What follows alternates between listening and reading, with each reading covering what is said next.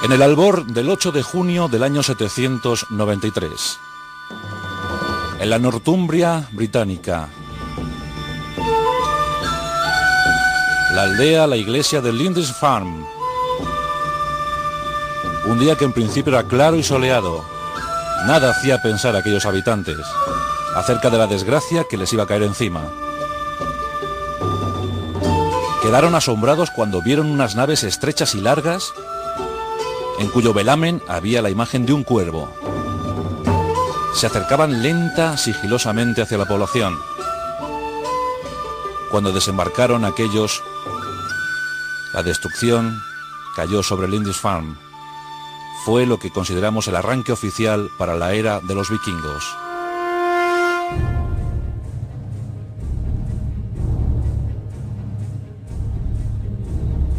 Pero ¿quiénes eran estos vikingos? Ellos así se llamaban vikingos a sí mismos. Los habitantes de la bahía, los habitantes de los fiordos. En las poblaciones escandinavas de Noruega, Suecia y Dinamarca. Los germanos le llamaban hombres de fresno.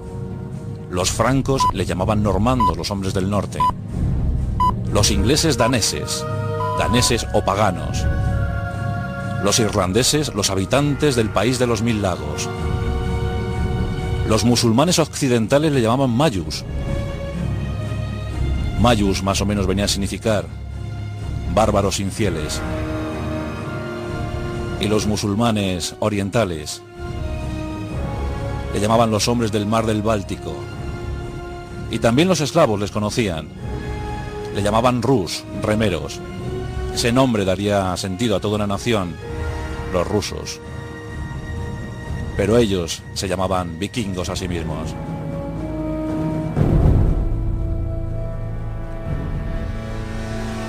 Vamos a ubicarles en el contexto geográfico europeo.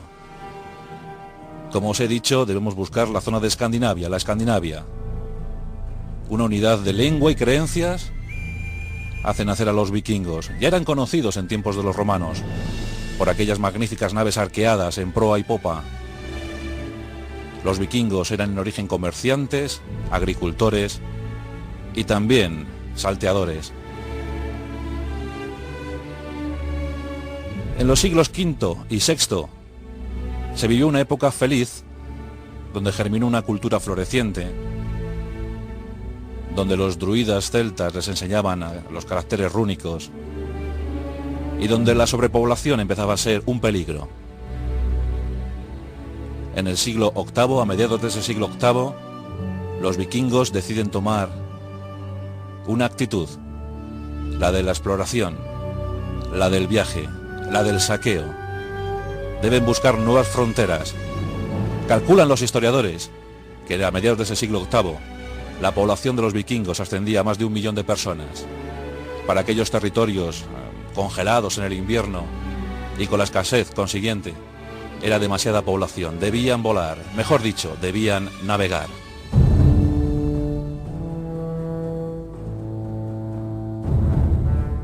Eso lo consiguieron gracias a la versatilidad, a la agilidad de sus grandes naves, los Drakkar, llamados así por el mascarón de la proa, cuya imagen representaba la de un dragón.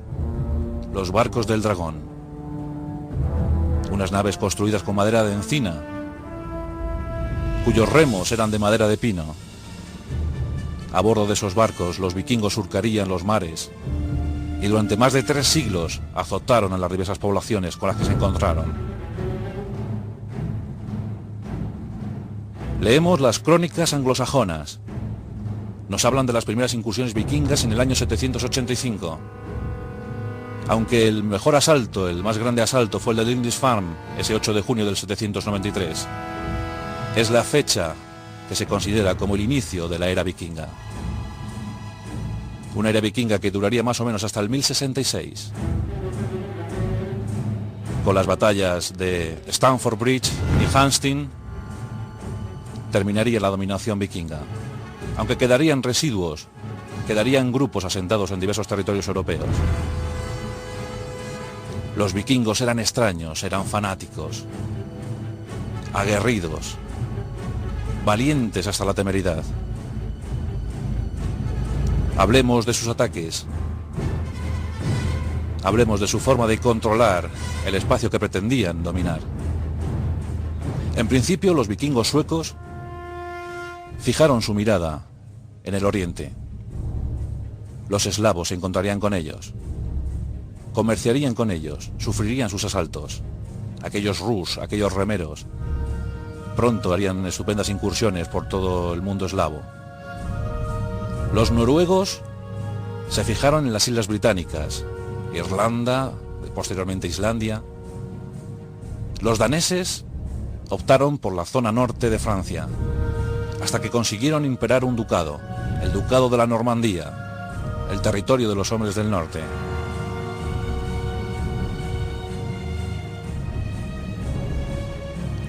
Innumerables mitos y leyendas recogidos en las sagas nórdicas, esas sagas escritas en los siglos XII y XIV.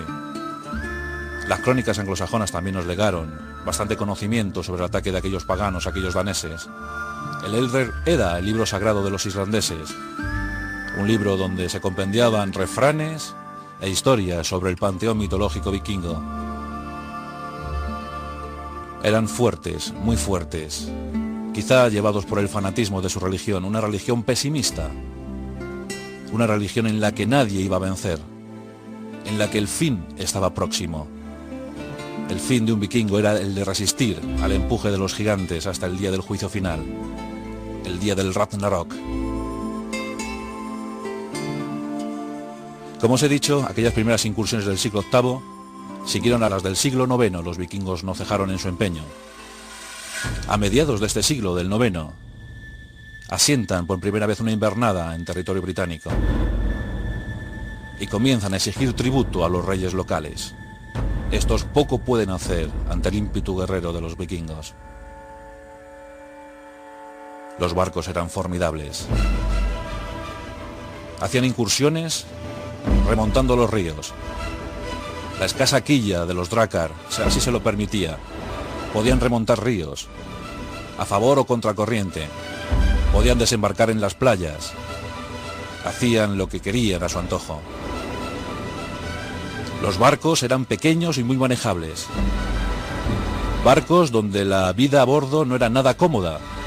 No existían ni los camarotes ni las bodegas. El vikingo vivía al aire libre. Dormía al aire libre. Comía al aire libre. Las tripulaciones constaban de 40 o 50 hombres, aunque hemos tenido constancia de barcos más grandes donde había 35 pares de remos. Se agrupaban como manadas de lobos, en grupos de 3, 5 barcos, y en las incursiones más potentes se llegó a contabilizar hasta 300. ¿Os imagináis el signo del cuervo surcando los mares del Atlántico? Eran temibles. Se ha dicho que los vikingos utilizaban cascos con cuernos, nada más lejos de la realidad. Si hemos averiguado que algún jefe guerrero, algún rey, llegó a utilizar un casco con cuernos en algún ceremonial, en alguna batalla, pero nada más. Los guerreros utilizaban cascos cónicos de piel o de metal, con una protección nasal. Cota de malla los más ricos, chaqueta de piel los más, y sus armas invencibles, las hachas de guerra. Aunque habían entrado en desuso, los vikingos las volvieron a poner de moda. Hachas cuya longitud era de más de 1,5 metros. Espadas de doble filo, consagradas a su dios de la guerra, su dios del orden marcial, Tyr. Arcos que cuenta la leyenda. Su cuerda era de pelo de mujer. Decían que era lo mejor para disparar las certeras flechas. También lanzaban piedras, lanzaban saetas, jabalinas. Nada les impedía el avance. En el arte militar se recuerda a los vikingos por aquellas murallas de escudos. Los vikingos avanzaban en tierra, con paso firme, muy decidido. Los mejores guerreros juntaban sus grandes escudos e iniciaban una fila recta, avanzando, mientras que por detrás tropas auxiliares lanzaban jabalinas, piedras, todo lo que se ponía a su alcance. El destrozo en el enemigo era más que considerable. Y así fueron devastando, pero también explorando. Pronto, después de haber arrasado el norte de Francia y las islas británicas, se fijaron en Irlanda. Y hasta la bella Isla Verde, la bella Isla Esmeralda llegaron. Aquella que no habían podido dominar los romanos. fue dominada en buena parte por los vikingos, donde fundaron Dublín. Algunos irlandeses escaparon, y escaparon rumbo a Islandia, y los vikingos también fueron rumbo a Islandia, donde lograron un asentamiento de más de 20.000 personas. En el año 982, un rey local, en claro desacuerdo con las normas imperantes en Islandia, flota unos cuantos barcos y se dirige hacia lo que se conoce hoy como Groenlandia. Eric el Rojo, año 982, Groenland, la Tierra Verde. 10 años más tarde, su hijo Ilg llegaría a la península del Labrador y a Terranova, donde se enfrenta por primera vez a los amerindios, a los que llama hombres feos. Aquellos vikingos tan salvajes llamando hombres feos a los amerindios. Es el descubrimiento oficial de América, año 992. 500 años más tarde, Cristóbal Colón daría vitola de credibilidad a lo que ya habían tocado los vikingos. Pero también hicieron incursiones por el Mediterráneo. Intentaron 4 invasiones en Galicia. Desde el 846 al 1038 las costas gallegas sufrieron el ataque, el empuje, el brío de los vikingos. La ría de Arosa podía contar muchas historias. Los gallegos desde su rey Ramiro I combatieron muy bien. Surcaron las aguas del Guadalquivir, llegaron a Sevilla, donde la tomaron por unas horas. Los musulmanes les combatieron bien. Y surcaron el Mediterráneo, tocando puntos como Ibiza, como Sicilia. Llegaron a Constantinopla. En la Catedral de Santa Sofía se puede ver una inscripción del siglo IX donde se dice: Godric estuvo aquí. Un turista del siglo IX con forma de vikingo. Eran insaciables, querían conseguir botín a toda costa, pero también tenían una vida religiosa, una vida interior, una vida extraña. En el panteón religioso de los vikingos, en lo más alto se encontraba Odín, el padre de todos los dioses, el dios de un solo ojo. El otro lo había cedido, lo había perdido, a cambio de beber en el pozo de la sabiduría. Odín lo dominaba todo gracias a sus 2 cuervos. Los cuervos eran los ojos y los oídos de Odín. Este, cada mañana los lanzaba al aire y al cabo del tiempo volvían con las noticias de los humanos. Odín no comía, pero sí en cambio ofrecía las vituallas, las viandas que le ofrecían sus siervos a sus 2 lobos más queridos, aquellos que estaban postrados a los pies de Odín, a los pies del dios más poderoso. Odín tenía un hijo adorado por los vikingos, Thor, el dios del trueno. A Thor se le negaba el privilegio de vivir en el Asgard, porque cada vez que pisaba, los truenos se apoderaban de Asgard. Vivía en un palacio cercano, un inmenso palacio cercano. Dios odiaba al país de los gigantes, los enemigos acérrimos de los dioses vikingos. Contaba con su martillo, que era lanzado a forma y manera de boomerang, con su guante mágico que le permitía recibir el impacto del martillo. También tenía su famoso cinturón de poder. Cuando éste se lo ceñía, el poder de Thor se aumentaba por momentos. Pero había otros dioses. Estaba Freyr, a lomos de su jabalí de oro. Freyr era un dios muy querido por los vikingos. Era el dios del país imaginario, el dios del país invisible, el dios de los duendes, las hadas, los elfos, pero también era el dios del clima benigno. Cuando había clima benigno en la Escandinavia, todos se lo achacaban a Freyr. Y estaba Tyr, el dios de la guerra, el dios del orden marcial, aquel al que encomendaban sus almas los vikingos antes de entrar en combate, cuyas espadas eran grabadas con el nombre Tyr. Belder, uno de los hijos favoritos de Odín. Belder, decían los vikingos, que era el llamado a suceder a Odín después del Ragnarok, después del juicio final, después del último día. Asgard era un país extraño, el país de los dioses. Los vikingos creían que los 9 mundos conocidos estaban entre las ramas de un gran fresno universal, el fresno del equilibrio universal, porque debéis saber que al principio fue el caos, pero en medio de ese caos hubo una grieta, y en esa grieta hubo 2 países, uno lleno de hielos y de arroyos, y de oscuridad, absoluta oscuridad, y otro lleno de luminosidad, de calor, de buen refugio. Y allí un gigante con su espada de fuego, blandiéndola, lanzaba llamaradas contra los bloques de hielo del país de la oscuridad. Y cada llamarada, cada chispa provocó un mundo, y así fueron 9. Y en las raíces del fresno universal había 3. En una de ellas, la central, había una serpiente, Nimrod. Nimrod estaba royendo constantemente las raíces del fresno. Ella y sus crías sabían perfectamente que algún día conseguirían que la raíz cediera, y así el fresno caería, provocando el Ragnarok. En otra de las raíces se encontraba Asgard, el país de los dioses. En ese país Odín tenía varios palacios. Valhall, allá donde estaba el trono imperial de Odín. También estaba el Valhalla, donde iban los mejores guerreros. Dentro del Valhalla, un inmenso bosque, cuyos árboles tenían hojas rojas de oro.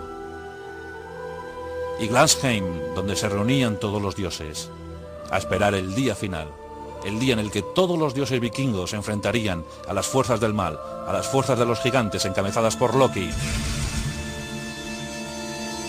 Y ese día, algún día, tendría que suceder. Heimdall, el guardián del puente del arco iris que va hacia Asgard, protector de los dioses, sería el encargado de avisar cuándo sucedería ese Ragnarok. El día que sucediera, todos morirían, dioses, humanos, bestias, seres malignos, todos acabarían. Pensando muchos que Balder, el elegido de Odín, el favorito de Odín, el dios de la belleza, el dios de la luz, el dios de la verdad, resucitaría después de la gran batalla, para entregar a la humanidad, para entregar a la tierra, momentos de luz, momentos de verdad, momentos donde los supervivientes serían felices. Los vikingos creían en su fatalidad. Creían que su único motivo de existencia en la tierra era luchar hasta el final, sabiendo que el final era la muerte.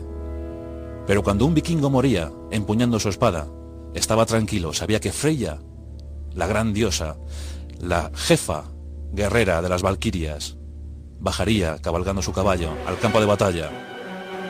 Las valquirias tomarían las almas de los mejores guerreros vikingos y las elevarían hasta el Valhalla. Allí grandes festines con hidromiel y estupendas comidas, esperando el Ragnarok, esperando el día de la batalla final. Las valquirias eran hermosas doncellas. Eran conscientes de la misión. No podían elegir a cualquiera, solo debían ser elegidos los valerosos. Ellos combatirían al lado de sus dioses. Ellos eran los elegidos para morir una vez más. Había otras salas en el Glansheim, salas donde vivían los vikingos no combatientes, ancianos, mujeres, niños. También esperaban el final de alguna manera. Odín era el gran conocedor de los caracteres rúnicos. Runa en antiguo germano significa misterio, enigma. Y Odín conocía esos caracteres. Balder también los conocía. Los druidas transmitieron estos conocimientos a los vikingos. Eran tiempos donde la aventura era lo que primaba, los deseos, el afán de exploración.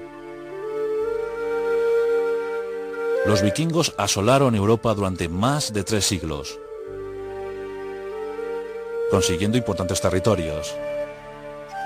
Y más o menos la fecha oficial fue la expedición de Harold, cuando pidió a golpe de espada el trono de Inglaterra. Recordamos la batalla de Stamford Bridge, en el norte de Inglaterra, y la de Hamstin, la famosa batalla de Hamstin contra los normandos. Aquellos arqueros de Hamstin.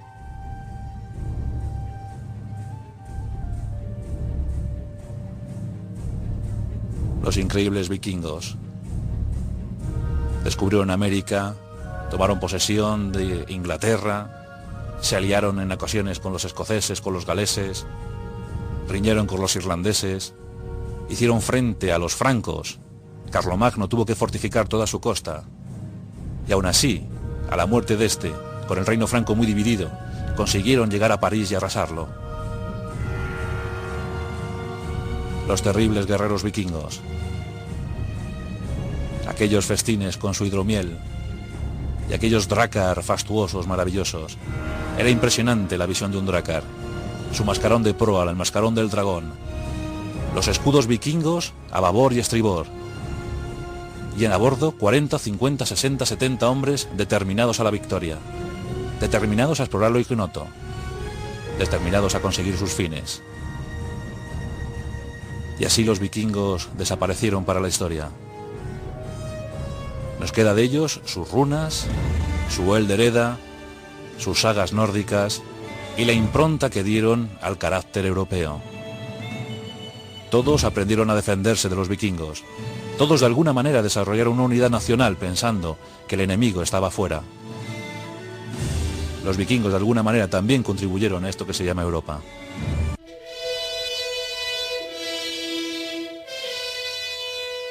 Y como hoy tenemos el tiempo completo, pues vamos a aprovechar para ofrecer un anexo a aquel pasaje de la historia dedicado a los vikingos. Y ya dábamos algunos apuntes sobre determinadas entidades guerreras de los vikingos. Había una extraña y siniestra, que llamaba poderosamente la atención en cualquier campo de batalla donde se situaran los vikingos. Hablamos de los Berserk. Los Berserk, tan relacionados con la licantropía. Los vikingos creían a pies juntillas en la existencia de hombres lobo y de hombres oso. Eran animales casi idolatrados por los vikingos. Pues había un linaje, una casta, que se acercaba muchísimo a lo que los vikingos consideraban licantropía.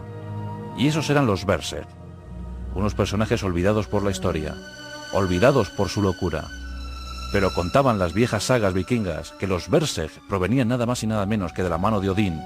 Odín, el dios padre de todos los dioses. Los Berserk serían protegidos de Odín.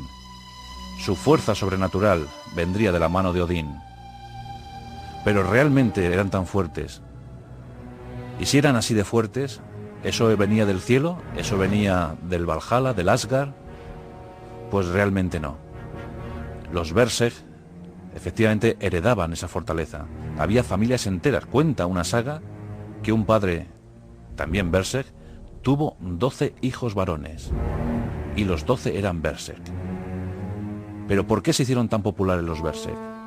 Pues sin duda alguna por su fuerza desmedida, por su locura, por su empuje, por su brío en el campo de batalla. Incluso sus propios compañeros recelaban, no querían situarse cerca de un Berserk. Antes del combate, en los momentos previos de preparación, los Berserk comenzaban a convulsionarse. Se mostraban muy nerviosos, sus ojos se desorbitaban, empezaban a estremecerse. Cuenta la historia, cuenta la saga, que si no encontraban pronto a un enemigo, eran capaces de empuñar su hacha de combate o su espada contra sus propios hermanos de sangre. Era tremendo, porque empezaban a morder, a mordisquear sus propios escudos. Empezaban a agitarse, y cuando veían al enemigo, se lanzaban como posesos hacia él. No esperaban ninguna orden de su rey, no esperaban ninguna indicación de sus líderes. Pegando saltos y profiriendo alaridos se lanzaban sobre el enemigo. Empuñaban sus hachas de guerra, sus hachas de combate.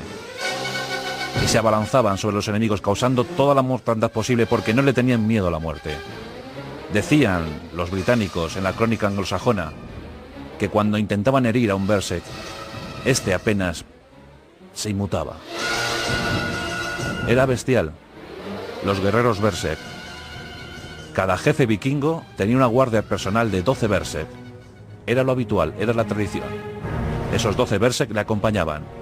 Incluso en alguna saga hemos podido averiguar cómo a bordo de un Drakkar, cuando entraban en combate con un barco enemigo, los Berserk incluso llegaban a ignorar que estaban sobre el mar y se abalanzaban cuando veían el barco hacia este como si hubiese tierra por medio, ahogándose muchas veces. Hoy en día, diversos estudios antropológicos y médicos nos confirman que aquellos linajes Berserk estaban afectados por la enfermedad psíquica. Ciertamente padecían una paranoia, eran paranoicos y también algunos estadios de epilepsia. De ahí las convulsiones, de ahí la espuma que lanzaban antes del combate, de ahí que tuvieran que morder un escudo. Eran simplemente enfermos. Lo que pasa que aquella época, siglo VIII, siglo IX, siglo X, no entendía de epilepsia ni entendía de paranoia. Simplemente veía que aquellos hombres luchaban hasta el fin.